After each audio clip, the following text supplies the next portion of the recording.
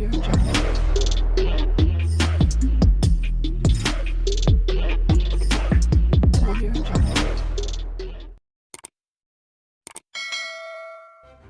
kasih karena memilih channel ini. Sebelum kita mulakan video ini, sila pertimbangkan untuk menekan butang like, share, dan subscribe, dan aktifkan butang lonceng Anda agar Anda sentiasa mendapat info-info percuma pada setiap hari dari channel kami. Dan tinggalkan komen Anda karena komen Anda amatlah dihargai. Terima kasih.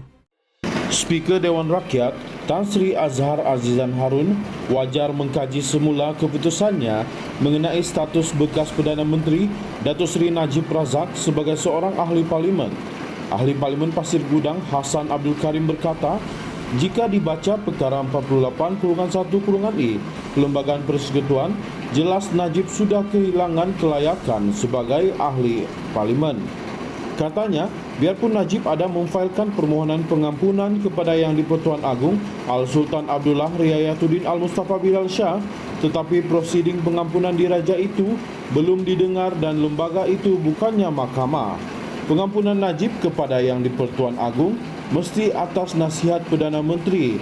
Jika sekarang nasihat itu datang dari Datuk Seri Ismail Sabri Yaakob di bawah perkara 40/1 Perlembagaan Persekutuan iaitu Yang di-Pertuan Agong hendaklah bertindak mengikut nasihat Perdana Menteri. Dari segi undang-undang, sabitan kesalahan Najib dalam pertuduhan dalam kes SRC International adalah kekal. Hukuman penjara 12 tahun dan denda RM210 juta berkuat kuasa sekarang, katanya dalam satu kenyataan. Azhar dalam kenyataannya menerima dokumen tambahan dengan memutuskan kedudukan Najib masih kekal sebagai ahli parlimen pekan. Mengulas lanjut, Hassan berkata, agak aneh Azhar boleh memutuskan Najib masih kekal sebagai ahli parlimen pekan. Memang benar Najib memfailkan prosiding semakan di Mahkamah Persekutuan supaya Mahkamah Persekutuan mendengar permohonan Najib agar keputusan 5 orang hakim diketuai Hakim Negara Tun Tengku Maimun Tuan Mat pada 23 Ogos lalu disemak oleh korum hakim-hakim lain Mahkamah Persekutuan. Tetapi permohonan semakan itu oleh Najib bukannya satu penggantungan pelaksanaan hukuman 12 tahun penjara dan denda RM210 juta, katanya yang juga ahli jawatan kuasa pilihan khas JPK Parlimen mengenai kebebasan asasi dan hak-hak di bawah perlembagaan. Beliau berkata tidak ada dinyatakan di dalam Perlembagaan Persekutuan jika seseorang ahli parlimen merayu kepada lembaga pengampunan diraja atau memohon semakan mahkamah, kelayakannya sebagai ahli parlimen tetap kekal.